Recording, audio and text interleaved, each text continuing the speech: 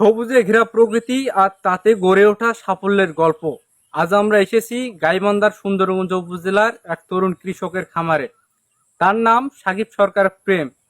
বয়স মাত্র 24 বছর আর তিনি চাষ করছেন একাধিক সবজি একদম আধুনিক কায়দায়। সাকিব ভাই, আপনাকে স্বাগতম আমাদের চ্যানেলে। তো আমরা প্রথমে জানতে চাই, আপনি কবে থেকে কৃষি কাজ শুরু করেছেন? আমি 2018 সাল থেকে কৃষিকাজ শুরু করেছি। এখন এই 18 সালের পর থেকে আমি এখন পর্যন্ত থেমে থাকিনি, আমার পথ চলা চলতেছে আর কি। এই জায়গায় এখন কি কি সবজি চাষ করেছেন? এই জায়গায় বর্তমানে আমার আছে আপনার বেগুন গাছ, তারপরে ঢেঁড়স গাছ আছে, সামনে বরবটিও আছে, আমি পুঁই শাক লাগিয়েছি, তার পাশাপাশি কলমি শাক আছে, মানে সব মিলিয়ে অনেক কিছু করেছি আর কি। এই যে বেগুন গাছ দেখতেছেন, এই গাছ 4 থেকে 5 সপ্তাহ আগে রোপণ করা হয়েছে, তবুও ফুল ধরেছে।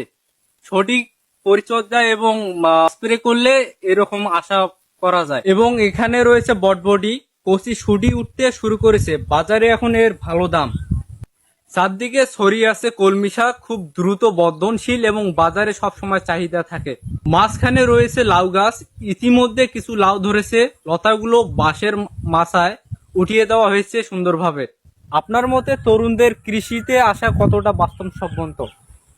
আমার মতে যারা কৃষিতে আসতে চান এবং নতুনদেরকে আমি বলতে চাই যে আপনারা যে ভালো কাজের পেছনে ছুটছেন কিন্তু হচ্ছে না, তাই আপনারা কৃষিকাজে যদি আসেন আপনাদের অনেক লাভ হবে এবং এটা পারিবারিকভাবেও ভালো। যদি সেটা করতে পারেন এবং সঠিক যত্ন করলে আশা করি ভালো কিছু হবে। আপনার প্রতিদিনের রুটিনটা কেমন? আমি প্রতিদিন খুব সকালেই ঘুম থেকে উঠি এবং ঘুম থেকে উঠে আমি সবজি বাগানে প্রথমে আসব। এসে আমি লক্ষ্য রাখি যে কোন গাছটা এখন কি চাইতেছে, আমি সেভাবেই ট্রিটমেন্ট দেওয়ার চেষ্টা করি এবং গাছের, বিশেষ করে বেগুন গাছের আমি আগাছা পরিষ্কার করি।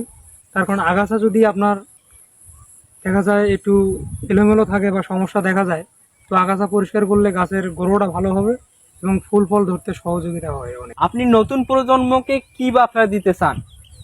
যারা নতুনভাবে কৃষিতে সম্পৃক্ত হতে চান, আমি তাদেরকে উদ্যত আহ্বান জানাবো যে প্রথমেই আপনাকে কৃষিকাজ করতে গেলে অনেক ধৈর্য ধারণ করতে হবে এবং কৃষিকাজটা অনেক লাভজনক কাজ।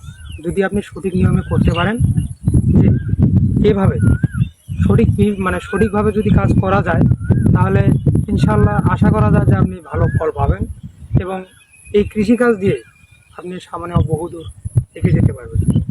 এইভাবেই সাফল্যের গল্প তৈরি হয়। মাটির টানে ফিরে আসা এক তরুণের গল্প শুনলাম আজ। এমন আরো ভিডিও পেতে চোখ রাখুন গ্রামীণ উদ্যোগে। চ্যানেলটি সাবস্ক্রাইব করতে ভুলবেন না। সবুজে সবল, উদ্যোগে সফল।